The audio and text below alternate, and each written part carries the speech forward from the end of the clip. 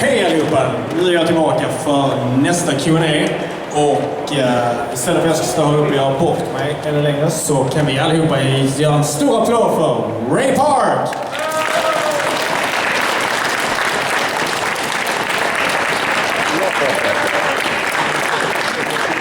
Hey, how's everyone doing? I wasn't expecting the stage like this. Vad är det pappa? Han är från Star Wars. Han är röd. Du måste ställa några frågor. Jag vet inte vad jag ska fråga. So, is everyone having a good time? Yeah. Is everyone having a good time? Yeah! There you go. Can everyone say Star Wars? Star Wars! Stockholm! Stockholm! Well, I'm really happy. I was going to go, yo, Joe! I'm happy to be here. It's been really nice to see everyone today and some familiar faces from when I was in Malmo, and I don't know if anyone went to Celebration in Anaheim. Yeah? Did you have a good time? Yeah, it was fun, wasn't it? Cool. So who's coming tomorrow? Everyone's hands should be up. They're doing some like discounts, some good giveaway prizes at the tables tomorrow if you come tomorrow. Maybe get some lightsaber lessons. Maybe. Oh, that was me, I think. Sorry. Any questions for Mr. Park? Here we go. 501st. How does it feel, how did it feel being Snake Eyes, like being quiet all the time? You know, that was a bit of a challenge because I always like to talk. But it was actually nice not to have any dialogue because I felt like Snake Eyes was more in his body language. And I'm a physical performer, so I've been doing martial arts since I was 7, and in competition or in demonstration, because in the Kung Fu style, Wushu style that I do, some of the performances are done for an exhibition. So you're entertaining the audience, and so that's where Snake Eyes was close to home for me in that. So I like being physical, and I'm a big fan of Charlie Chaplin, or any of the guys who use their body in a certain way, like Andy Serkis. You can really like do certain good things, you know. So it was fun to do. Did you like it? Which one do you like the most, first or second one? I think the second one. You like the second one? Why? Cool. Because the suit was a little bit different. Yeah, it was more like more for wear and armoured. They were still both a challenge, but a fun challenge, which I really enjoyed. I love the training and preparation that I put in to play Snake Eyes as well. You know, it was fun just to train for that, knowing I was going to play Snake. When did you start doing martial arts? When I was 7. 7. Yeah, I started competing for Great Britain when I was 14 in Wushu, and really I got into the Wushu and wanted to be doing competitions so I could work with Jackie Chan and Jet Li and get into film. So that was. What defines Wushu for those who doesn't know what Wushu is? Well, if you've ever seen like any kung fu forms or any type of martial art form, to me Wushu is more of an extension, elaborate gymnastic martial art display of that, with a lot of great high kicks and flashy movements. And there's a lot of different sides to Wushu as well, but I did more of the northern side of it, where the Chang Chuan, the draw sword, the stick, and a lot of the other gymnastics. Very dynamic martial arts style. Yeah. Sometimes some people say it looked too flowery as well in certain things, but for me, I love Jet Li, and so to me that was a great reason to do Wushu. How did you get the role of Darth Maul in Star Wars? Nick Gillard, he called me in. He's a stunt coordinator, and he'd heard about my work on Mortal Kombat Annihilation. I doubled for Raiden and played Reptile and played Baraka. And I went in for a stunt audition, even though I wasn't a stunt man, but I went in and auditioned when they were auditioning stunt guys for that. And Robin Shu, the lead actor, saw me, and because of my Wushu background, he brought me on and made me part of his team. So I worked with him and some of the Hong Kong guys.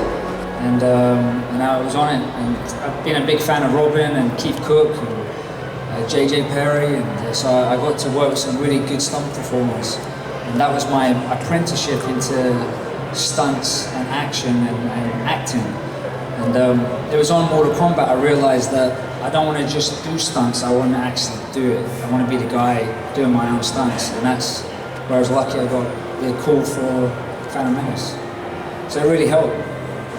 Gave me that confidence and boost to learn how to do air rounds, wire work, you know, crash falls, which we were doing that kind of stuff in gymnastics, but not in that scale for film. So it was nice to sort of be a big kid. During Star Wars, did you ever get any directions directly from George? All the time, yeah. Yeah, did you ever like motivation or backstory? Yeah, when I landed part of Darth Maul, you know, George to me was the master. You know, like I asked him, where does Darth Maul come from, and he was just like, he made me feel comfortable in the sense where he goes, wherever you feel he comes from, whatever character you feel he may be, I want you to bring to the table. So that's why I use my physical side to bring to life a character. It was more on what I felt, how his presence, how his fighting style.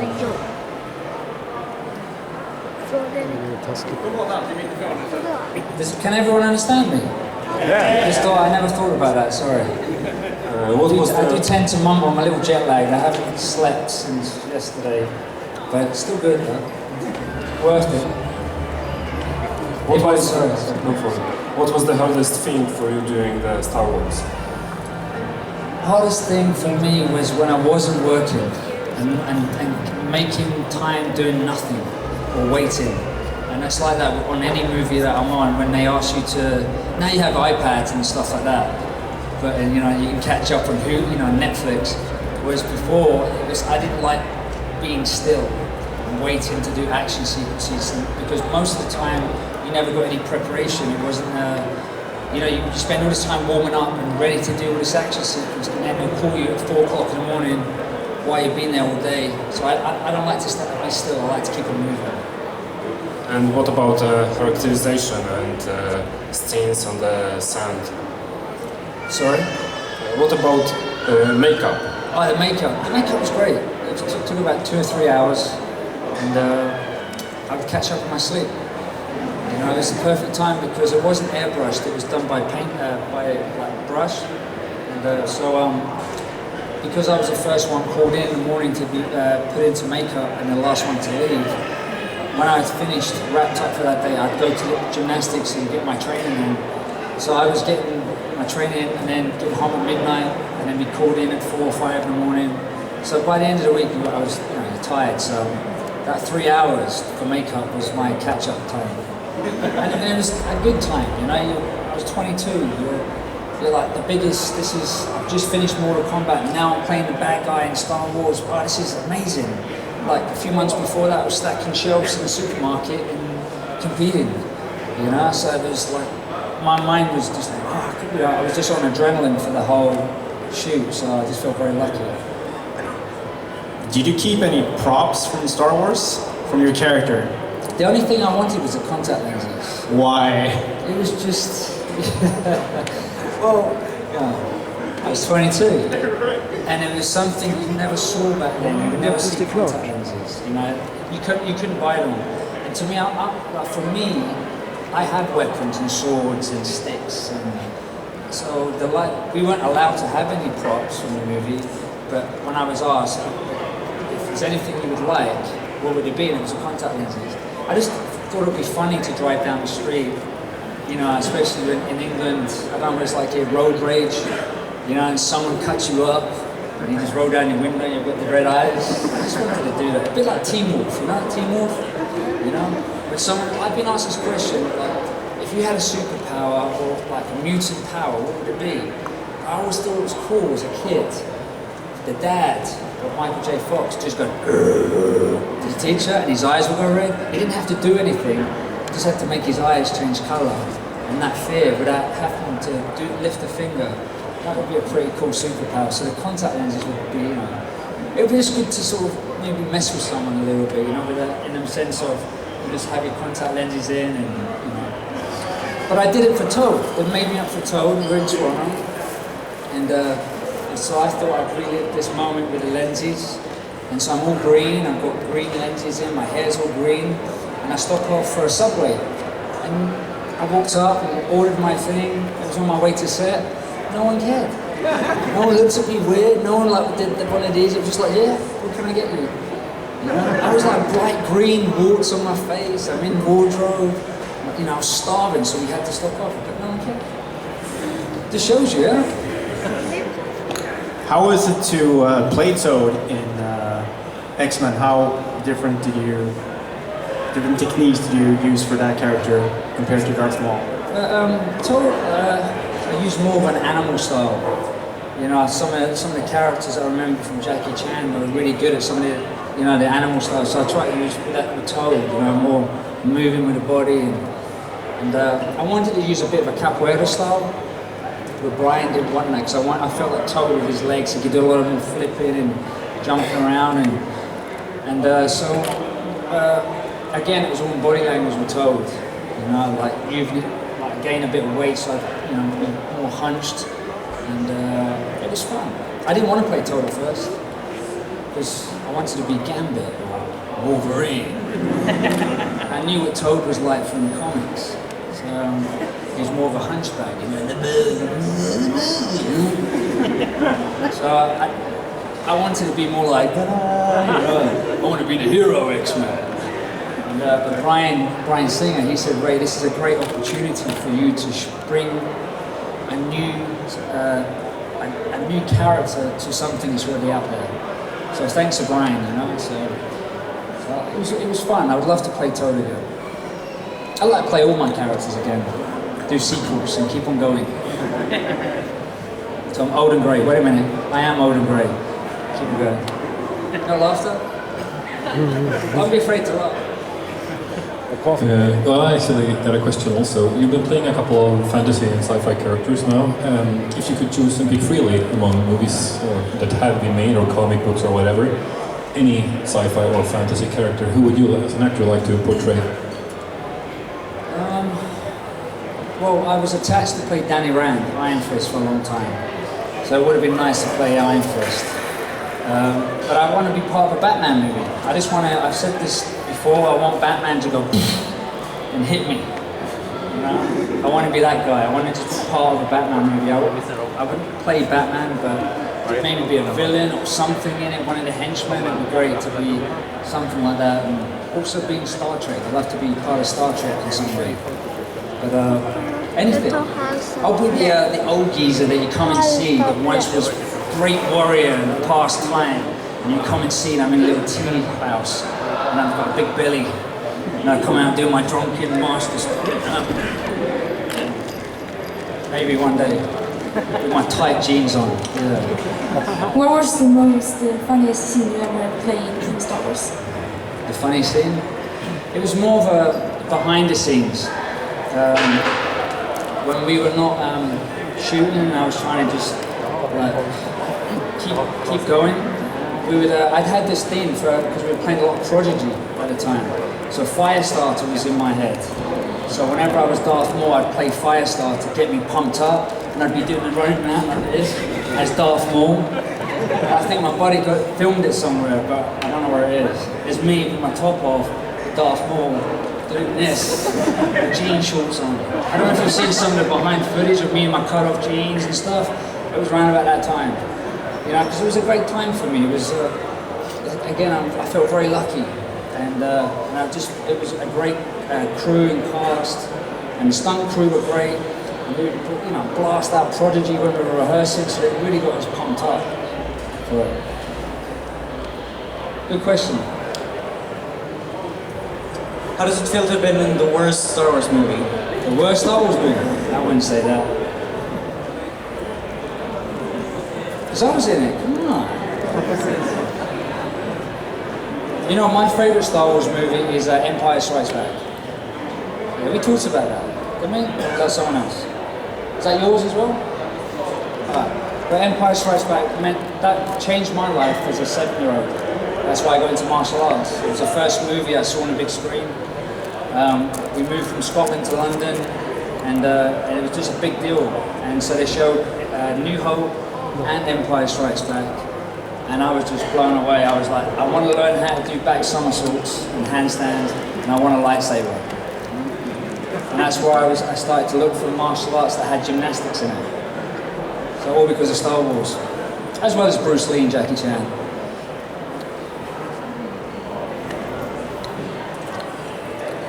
Anyone else? This guy. This guy's been holding, he's been beaten up, he's been holding his hand out. Look at it, what happened to him? You okay, buddy? Yeah, Can we get of a course. medic in here, please? Except from Toad, who's your favorite X-Men character? I like Gambit. Because, of course, Wolverine, you know? I like Wolverine, and I think Hugh Jackman's awesome as Wolverine. But I've always loved Gambit, ever since I was a kid. There was something about someone using a bow staff. And I don't know if you've heard of a TV show called Monkey Magic, but it was a show that I used to watch when I was a kid, and he had a magical staff.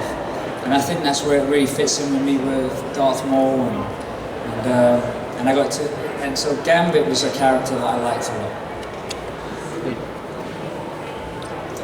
And I wanted to see more of Gambit, you know, it was cool to see him in the movie, and I wanted to see more. Right, so my question is there one specific trait about Darth Maul's character that you feel kind of makes him stick out of the Star Wars character roster? Apart from his horns and red and black face and double-bladed lightsaber? Pretty much. I think when I approached, I was asked this question earlier on. Darth Maul to me it was physical, but I also saw him as someone that didn't need to show a lot of like anger in the like, come on, fights. Yeah. He was more of a silent type and just stood there and looking at you. Like the old Kung Fu masters or the old bad guys you'll see in movies, and they would just want him to look at you and go, Yeah, exactly. He doesn't you know what I'm talking about? He doesn't need to say a single word and still intimidate. That's how I wanted Darth Maul to be, just more like, it would be more just a little look, but a grin, and that's how, his confidence, like when I auditioned and they made me as Darth Maul, that's how I played him. I didn't use a lot of look, it was a very blind parries, and so that was fun to do, and that's why I would love to show more of that with Darth Maul. That's how he gets cut in half, because he got too cocky, overconfident. He knew he was going to take out Obi-Wan. We have time for one last question. Do you still remember? Hi. Do you still remember your line from that movie? I remember all of them, but it wasn't my voice. Just so everyone knows. It wasn't your voice? Yeah. Before I signed up for the movie, before I even got it, and I was just asked to come in and just talk to Nick Gillard, he was telling me that they needed someone to do the stunts. So they're looking for an actor who can do stunts, or even a stuntman who can act. But whoever they get, they're going to dub their voice, like they did for the original Star Wars. So I was like, yeah, I'm happy with that. Because back then, I was a lot more from the street of London. So it'd be more like, yeah, right, you're a master, you know. I don't know if you've seen the behind the scenes where I go, naughty. Yeah? Now just imagine that as Darth Maul, you know. He's 22. You know, I was like, what are you doing? So it's a little bit, you know, like, can you imagine, I've said this before, it's like, if the trace was correct, I'll find them quickly, my master, you know what I mean? Get those Jedis. So it was a different time for me, so I was happy not to worry about that, but it also still felt good to be playing the character. Yeah. So I think the voice was awesome, and I've been practicing now for the last 15 years. So if they ever ask me back, I'll be like, yes, my master. It might come back as an android. You never know. You know, they brought Darth Maul back for the Clone Wars. Yeah. But I'm just excited about the new Star Wars movies. You know, I can't wait to see it. Thank you. Can you... Okay, I will stop there. Can you reveal anything about the new coming Star Wars movie? Anything? Anything? At all. It's coming out in December. And that's our closing statement. Thanks, everyone. I really hope we've had a good time. This is a great show. The stadium organisers have set this up for everyone to be here, so it's really good to see the spirit of everyone. So thanks for coming out. Yeah, have fun. May the force be with you. Cheers. Och vi är alldeles strax tillbaka med Jose Canteo om några minuter.